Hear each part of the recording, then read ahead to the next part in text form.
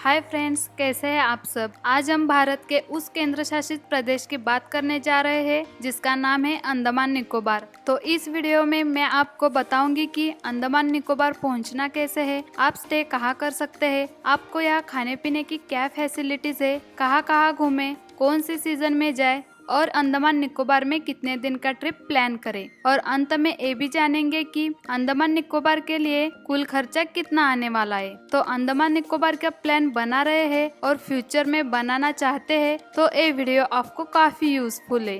तो बने रहिए हमारे साथ इस वीडियो में। तो अगर आप हमारे चैनल पर नए हैं तो चैनल को सब्सक्राइब जरूर करना और साथ ही साथ बेल आइकन को प्रेस करना बिल्कुल मत भूलिएगा, ताकि आपको ऐसे ही इंफॉर्मेटिव वीडियोस की नोटिफिकेशन मिलती रहे। तो चलिए इस वीडियो की शुरुआत करते हुए मैं आपको अंडमान निकोबार की थोड़ी सी इंफॉर्मेशन दे देती हूँ। अंडमान निकोबार की ट्रिप किसी स्वर्ग से कम नहीं है। यह एक द्वीप समूह है जो 572 छोटे और बड़े द्वीपों से मिलकर बना है। बंगाल खाड़ी के दक्षिण में हिंदी महासागर में स्थित अंडमान निकोबार द्वीप की राजधानी पोर्ट ब्लेयर है। अंडमान निकोबार आइलैंड को गार्डन ऑफ ईडन भी कहा जाता है। यहाँ आपको जगह जगह घने पेड़, जीव जंतु और समुद्री जीवन की विविधता देखने का मौका मिलेगा। अब हम आगे बात करते हैं कि पूरे भारत में कहीं से भी आना चाहते हो तो आपको अंडमान निकोबार पहुंचना कैसे है। दोस्तों, अंडमान निकोबार पहुंचने के लिए कोई रोड ट्रांसपोर्टेशन की फैसिलिटी नहीं है, क्योंकि ये एक समुद्र के बीचों बीच एक छोटा सा आइलैंड है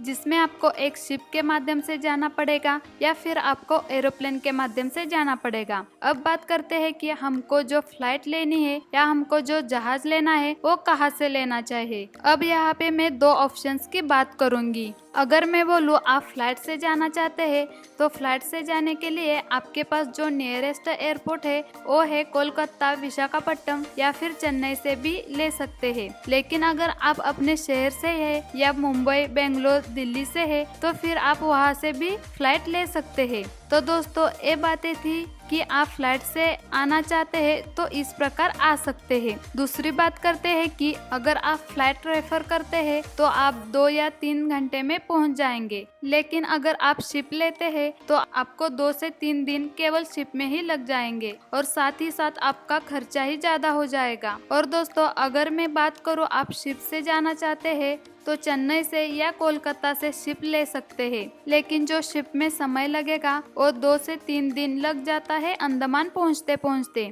मेरा ये रिकमेंडेशन रहेगा कि फ्लाइट के जरिए जाए। अब हम बात करते हैं कि अंडमान निकोबार में पहुंचकर उसके बाद क्या क्या चीजें करनी है। सबसे पहले बात करते हैं पोर्ट ब्लेयर के बारे में। पोर्ट ब्लेयर अंडमान निकोबार द्वीप समूह की राजधानी है। यह जगह छुट्टियों का आनंद उठाने के लिए बहुत ही खूबसूरत है। दोस्तों, पोर्ट ब्लेयर में ही आपको फ्लाइट वाला ड्रॉप करेगा और उस पोर्ट ब्लेयर के आसपास आप होटल्स ले सकते हैं या चाहे तो आप अंडमान का जो मेन शहर है वहाँ पे भी होटल्स ले सकते हैं। होटल्स की कॉस्ट की बात करूँ तो वो आपको 2500 से 5000 रुपए तक मिल जाएंगी। तो वही अगर मैं बात करूँ अंडमान से 4 या 5 किलोमीटर शहर में जो होटल्स है वो आपको 1500 से 2000 रुपए में मिल जाएंगे। लेकिन मैं आपको सजेस्ट करूंगी कि आप पोर्ट ब्लेयर के आसपास ही रुके, क्योंकि अगर आप पोर्ट ब्लेयर के आसपास रुकते हैं तो आपको एक फायदा होगा, जैसे कि आपकी वापसी की एयरपोर्ट रहेगी वो आपकी होटल से काफी नजदीक पड़ेगा, क्योंकि पोर्ट ब्लेयर और आपके होटल का वॉकिंग डिस्टेंस 10 से 15 मिनट का रास्ता रहेगा। दोस्तों, पोर्ट ब्लेयर पहुंचकर आपको सबसे इम्पोर्टेंट काम करना है, वो है पोर्ट ब्लेयर में मरीना चट्टी पर बने गवर्नमेंट फेरी काउंटर से हैवलॉक एंड नील आइलैंड की ट्रिप की टिकट लेनी है,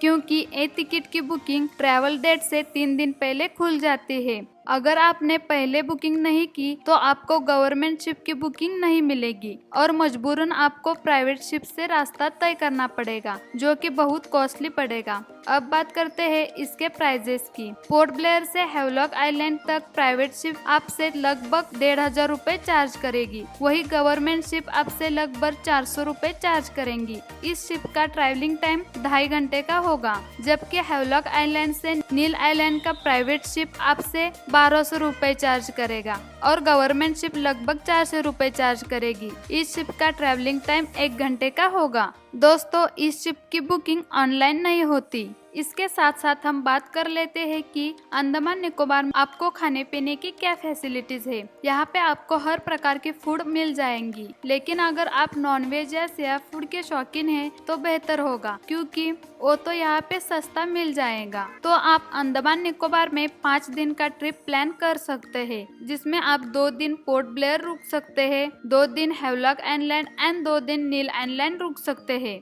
तो चलिए दोस्तों आगे बात करते हैं अंडमान निकोबार आना कब चाहिए और यहाँ पे मोबाइल नेटवर्क की क्या क्या फैसिलिटीज है। दोस्तों यहाँ पे मोबाइल नेटवर्क आपके साथ लुपा छुपी खेलेगा, क्योंकि वहाँ पर किसी आइलैंड पे अच्छा नेटवर्क पकड़ता है और किसी आइलैंड पे नेटवर्क आएगा ही नहीं। तो मेरा रिकमेंडेशन रहेगा, अगर आपके पास BSNL सिम है और नहीं है तो आप पोर्ट करवा के BSNL सिम कैरी कर लीजिए। इसके आगे आप एयरटेल सिम भी यूज कर सकते हैं। तो रही बात अंडमान निकोबार कौन से सीजन में आना चाहिए, दोस्तों आप नवंबर से फरवरी के बीच यहाँ पर जाए, क्योंकि यहाँ का मौसम उस टाइम बहुत अच्छा होता है। दोस्तों अब हम पहले 2 दिन पोर्ट ब्लेयर के पास घूमने वाले जगह के बारे में बात करते हैं। सबसे पहले आप जाइए सेल्युलर जेल, इसे काले पानी की जेल भी कहा जाता है। यह जेल यात्रियों के बीच बड़ी ही प्रमुख है। सेल्युलर जेल का निर्माण 1896 में प्रारंभ हुआ और 1906 में यह पूरी तरह से बनकर तैयार हुई।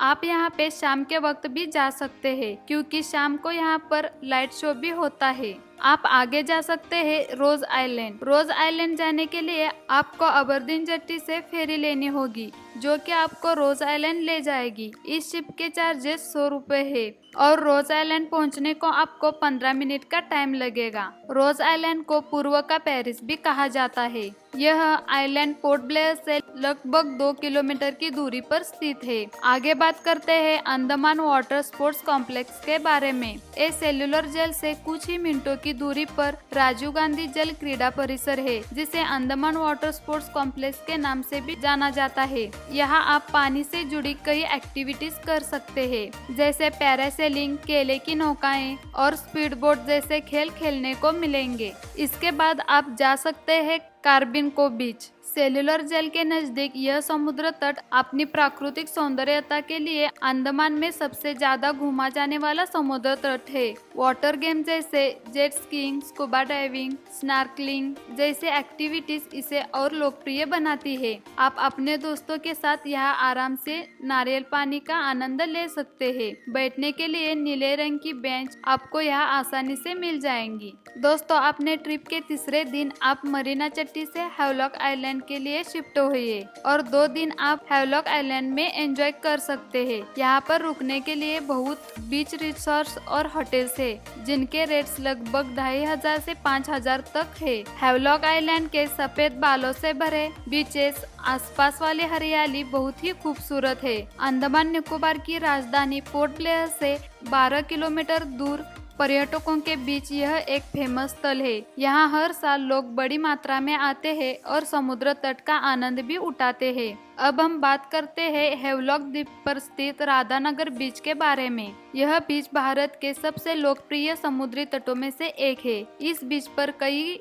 एक्टिविटीज का आनंद लिया जा सकता है, जैसे स्कूबा डाइविंग, स्नॉर्कलिंग, नौकायन, मछली पकड़ना आदि। यह बीच विशेष रूप से जोड़ियों के लिए एक लोकप्रिय स्थल है। इसके बाद आप जा सकते हैं एलिफेंट बीच। यह राधानगरी बीच से कुछ ही मिनटों की दूरी पर है। एलिफेंट बीच की सफेद रेत और नीला हरा पानी लगभग हर यात्री को अपनी ओर आकर्षित करता है। प्रकाशगढ़ से गुजरने वाले हाथी समुद्र तट पर देखने लायक होते हैं। यहाँ आप नाव की सवारी का आनंद भी ले सकते हैं। अब आगे बात करते हैं काला पत्थर बीच की। इस बीच का नाम सुनने में थोड़ा अनोखा लगता है, लेकिन यह बहुत खूबसूरत है। हैवलॉक आइलैंड से आने वाले पर्यटक यहाँ पर बहुत एंजॉय करते हैं। और आप आगे जा सकते हैं विजयनगर बीच। हैवलॉक का विजयनगर बीच बहुत ही शानदार है। यहाँ पानी हवा में उछलता दिखाई देता है। तैराकी, नौकायन, फोटोग्राफी और वाटर सर्फिंग के लिए यह बीच बहुत फेवरेट है। और अगर आपके पास कोई समय बचता है तो आप चिड़िया टापू भी जा सकते हैं, जिसे सूर्यास्त पॉइंट और वर्ल्ड आइलैंड भी कहा जाता है। यदि आप सूर्यास्त के सुंदर दृश्य को देखना चाहते हैं तो इससे अच्छी जगह कोई और नहीं हो सकती। यह समुद्र तट पोर्ट ब्लेयर से लगभग 18 किलोमीटर दूरी पर स्थित है, जहां जाने के लिए 30 मिनट लगते हैं। यह प्रकृति प्रेमियों के लिए एक आदर्श स्थान है। हेवलॉक आइलैंड घूमने के बाद आप अपने ट्रिप के 5वें दिन नील आइलैंड जा सकते हैं, जिसकी फेरी की टिकट आपने पहले से ही ले रखी है। नील आइलैंड में आप कई बीच घूम सकते हैं। सबसे पहले आप जा सकते हैं लक्ष्मणपुर बीच। लक्ष्मणपुर बीच भरतपुर बीच के नजदीक है। यहाँ शानदार जैव विविधता, सफेद रेतीले समुद्र तट और वनस्पतियों को देखा जा सकता है। इस आइलैंड की गिनती आरामदायक और शांत बीचों में की जाती है। आइलैंड का सबसे बड़ा हिस्सा लगभग 5 किलोमीटर लंबा है, जिसे आप 2 घंटे में चलकर घूम सकते हैं। आगे बात करते हैं भरतपुर बीच की।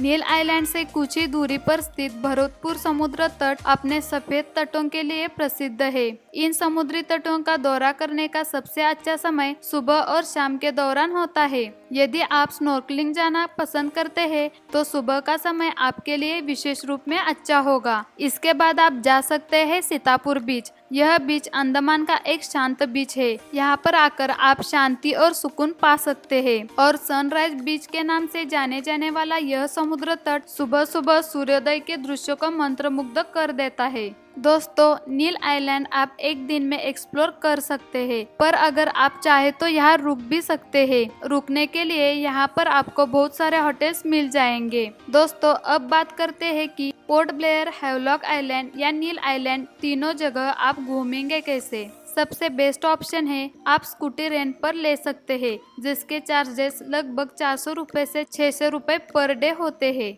तो चलिए दोस्तों, अब सबसे जरूरी बात करते हैं, अंडमान निकोबार घूमने के लिए टोटल खर्चा कितना होगा। तो 5 दिन का ट्रिप का खर्चा आपको 25,000 से 35,000 तक पर पर्सन आ जाएगा, including air ticket and everything. तो ये थी अंडमान निकोबार के बारे में जानकारी। आई होप आपको वीडियो पसंद आया होगा। अगर आपको वीडियो अच्छा लगा हो तो जरूर लाइक और सब्सक्राइब करना, और साथ ही साथ आप कमेंट बॉक्स में बता सकते हैं कि आपको अगला लोकेशन कौन सा चाहिए। फिर मिलेंगे कुछ ऐसे ही इंटरेस्टिंग ट्रिप के साथ। तब तक के लिए हैप्पी जर्नी।